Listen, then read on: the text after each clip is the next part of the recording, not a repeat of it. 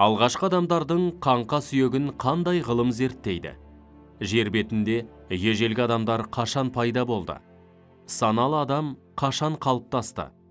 Алғашқы адамдар топтасып өмір сүрді ме? Адамдарда туыс деген түсінік қашан пайда болды?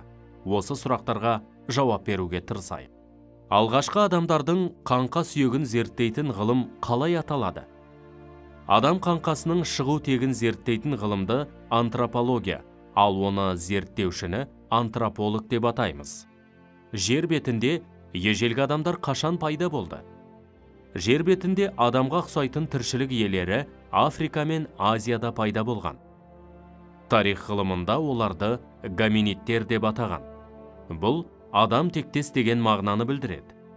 Гоминидтердің дене бітімдері адамға ұқсағанымен, олардың қоныстарынан еңбек құралдары табылмады. Австралопитек латын тілінен аударғанда австрало оңтүстік, питек маймыл адам, яғни австралиялық маймыл адам деген мағынаны беретін сөз.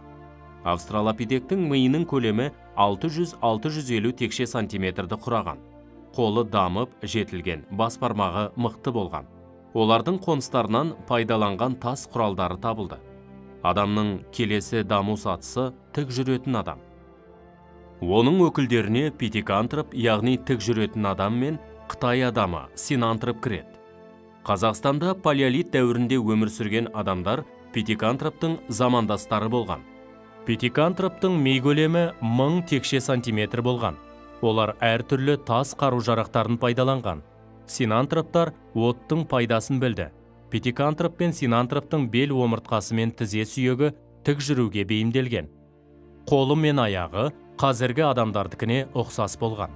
Бірақ бас сүйегінде елеулі айырмашылық бар.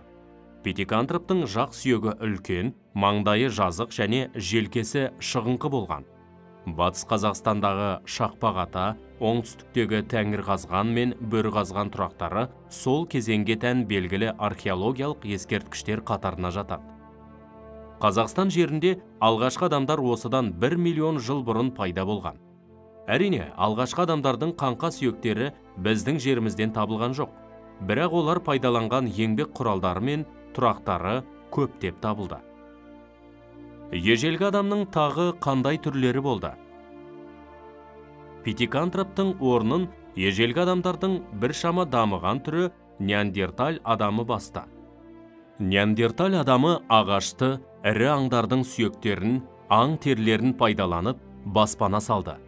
От жағуды, ағаш, тас құралдарын пайдалануды, малдың, аңның терісін киім ретінде киюді білді.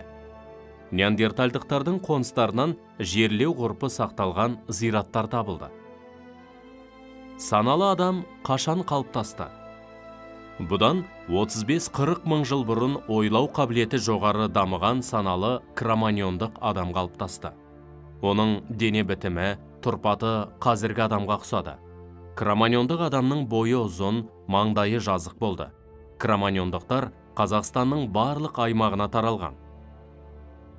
Алғашқы адамдар қалай өмір сүрді?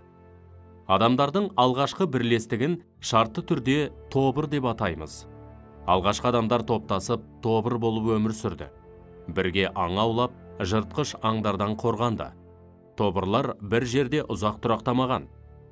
Олар жеуге жарамды өсімдіктері мол, жануарлары көп аймақты іздеп, бір жерден екінші жерге көшіп жүрді.